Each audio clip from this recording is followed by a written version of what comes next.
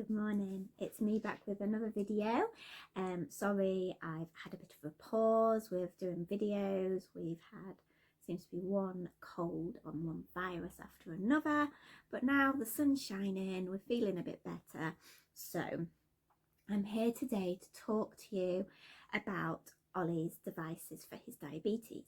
Ollie is type 1 diabetic. He was diagnosed at 18 months. Next, I'm going to do a video which I've been putting off about his diagnosis and what happened and things like that. But I didn't want to put them both on the same video because then I felt like it would probably be a bit of a long video and people would then switch off. So I'm going to do it in two. So this is a video for Ollie's devices, what we use. We're very lucky, and so I'll let you know what we have. We very recently just changed from the G6 to the G7, so I'm also going to show you the differences for that for those of you who are maybe on the 6 and want to see the 7.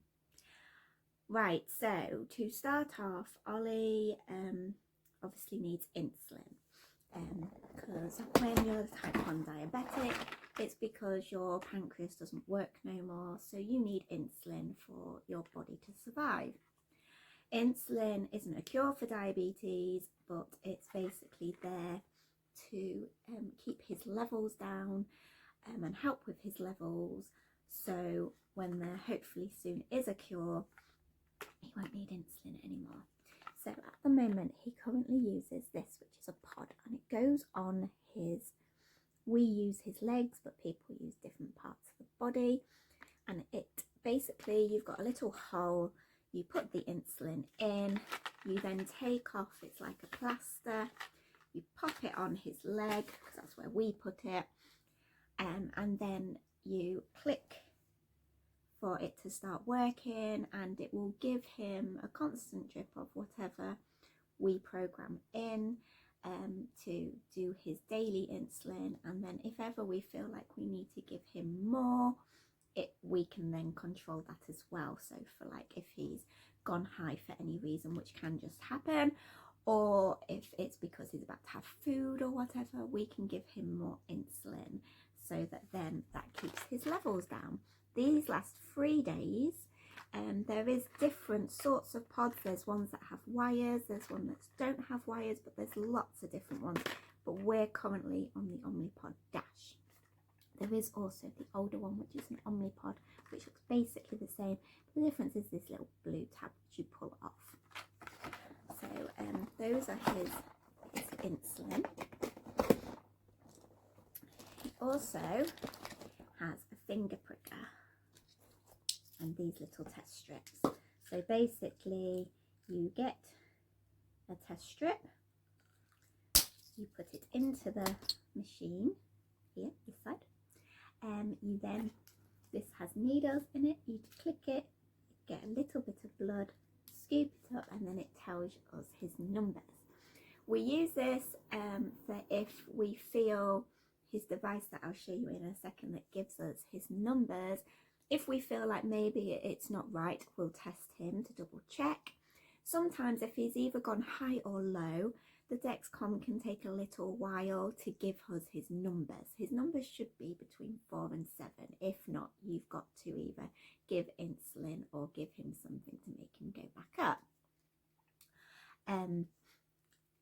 So sometimes if he's gone high or low, it can make the device go a bit funny. So sometimes then you may finger prick him to see.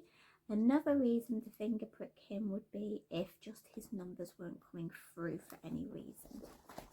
And then you would check to see. But basically his numbers should be between 4 and 7. Obviously we've got to continuously monitor that 24/7, and if he's high, generally we've got to give him more insulin, and if he's low, you've got to give him something, either food or drink, to bring him back up. This can sometimes take some time either way. If he gets too high, which generally is is usually above 13, 14, he can get something called ketones. There is a separate monitor for that. I've not got that in my pack with me right now. If he gets ketones, it basically, to put it simply, will make it harder to bring down his numbers. So you've got to give him even more insulin to bring him down. So his device that gives us his numbers, we're very lucky, we have the G7. Again, this would have like a plaster around the outside. This he generally has on his arm, so you can see on me like the difference between the G6 and the G7. Let me just put it on my hand here so you can also see like the difference. Like the G7 is tiny. It is also really thin compared to the G6. Also the difference, which is huge for us, and the big reason why we chose it, was with the G6, it's a 2-hour warm-up. So from putting on a new one, and these usually last about 10 days. When you're putting on a new one, it takes 2 hours to get his blood glucose numbers to come through. With the new G7, it is only half an hour, and most of the time it's been coming through in about 25 minutes. So this has been brilliant for us. Ollie is only 6 years old. He doesn't keep still for anybody. So 2-hour warm-up has been a complete nightmare, because you've got to keep the device near him for the warm-up time, otherwise it fails and you've got to redo it. So only having half an hour is absolutely just life-changing for us, because literally that's no time at all. I can keep him occupied for half an hour, but keeping him occupied for 2 hours is a complete different story. So we found the G7 really good. Generally, apart from the summer when it's really, really hot and sweaty, or if like we're on holiday and doing lots of swimming, we generally find that they do last between 8 and 10 days for us, both of them. So we've not really seen a difference with them being on for longer. Again, with Ollie's age, so sometimes 5 to 6 days it lasts. It varies, it completely and utterly varies. But generally we get 8 to 10 days out of one of these, and then you just have to change it to another one. The applicator for the G7 is huge. Basically, you take this off the sticker, you pop it on, there's an orange bit, you flick that off and you press it, and then just rub the adhesive like a plaster. It will then stay on, and then you say to this that you've started, and then it starts the 2-hour warm-up, and then after 2 hours you get his blood glucose levels. We found with the G6, he would generally, his numbers would come in higher than what he actually was. So generally we would carry on testing him for a little while. With the G7, I keep saying the wrong one. With the G7, we found that basically his numbers have been coming through straight away, basically right. So that's another pro to this one, even though it's only half an hour warm-up time. The other thing is everything comes, like, so this comes, but then you also get a little box of sensor as well. This sensor lasts 3 months. These on the G7, you don't have a separate sensor. So you open it up, you get a box of instructions and an overlay sticker. You get this, so see the difference? And in this, it's got a sensor in each one, and it's got the applicator. I'm obviously not going to do it, but you twist this off, and then it's got it inside. You then put it on, sort of give it a little wobble to make sure that it's on properly, and again there's a button on the side. You press the button and it's instantly on.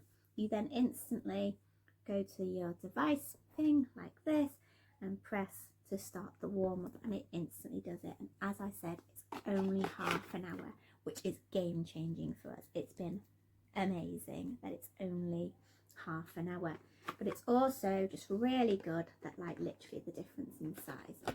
So also because everywhere we go we have to take with us a spare one of these, a spare pod, spare insulin to fill it if ever it falls off, because literally within an hour of it not working he can be stupid high. He needs insulin constantly, else he's high. So everywhere we go, even if it's down the road, we have to take everything with us, because there is just times that the pod fails, there is just times that this fails, so we have to have everything with us to ensure that he's okay. Just trying to look in his thing to see if there's anything else. Yeah, the only other things we have in here is extra stickers for his pod. But yeah, I just wanted to show the difference of the G6 and the G7. There's just such a difference in size. If anyone's diabetic and wants to talk to me because they're on the G6 and want to go on to the G7, or not on it either, or not, because there's lots of different devices that bring you his blood glucose levels. So if there's anything you want to talk to me about or ask me questions about our devices, if you're on different devices, then feel free to put a message below. This is his device that shows us his numbers. So basically it will constantly, every 5 minutes, tell me what he is. As I said, he should be between 4 and 7, but if he's just eaten or if he's high for any reason, and literally there's millions of reasons why he could be high, that's why we have to check him constantly, then this tells us what his numbers are. If we're in doubt of it, as I said, we've got the finger pricker, but some people just use the finger pricker and don't have their numbers all the time. That's a different way, and some people even inject to give their insulin and don't have this. But obviously with Ollie being so little, when he was diagnosed, having this was a lot better option for us, and we've just stuck to it because it's worked for us. Whatever way you do it is perfectly fine. But again, if you want to talk to me about pods or about DEXs, or if you have any questions, then let me know. I am going to come on to do a video about Ollie's diagnosis, but I'm also going to come on to basically talk about what can make him high, what can make him low, what happens in our average day in relation to his diabetes, what happens if we go out and exercise, what happens, you know, different things like that. I didn't want to put it all into one video because it's already at 12 minutes and all I've done is talked about his devices. So I'm splitting it up a bit. I am also going to come on to do a video about some changes we've made in our home education. We've just started a new program and it's really working for us, so I want to talk about that as well. So over the weekend I'm going to do about 4 or 5 videos, and then I'll schedule them in at different days. But I am going to try and make it that it will be 1 video a week. But I think over the next week we're going to have quite a few, and then it'll be going back to 1 a week. Because as I said, we have been poorly, so it's put me back a bit. But I'm going to try and fit it all into this week, and then I feel like I'm caught up and not just constantly getting my tail.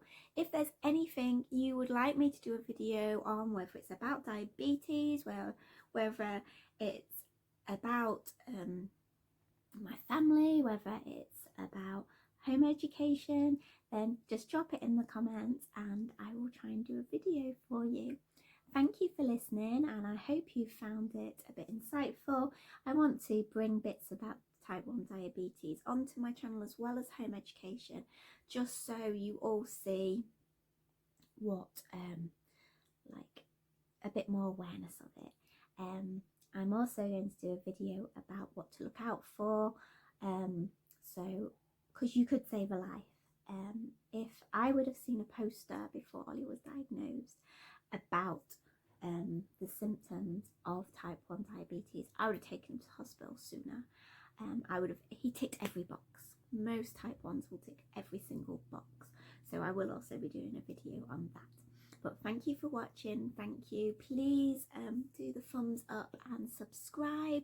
And again, any questions, whether it's related to the video or not, drop it in the comments and I will get back to you. Okie dokie, sorry that this has been a bit longer than what I thought. I thought it'd be about 5 to 10 minutes and we're on 15 minutes. So I'll speak to you soon. Thank you. Bye.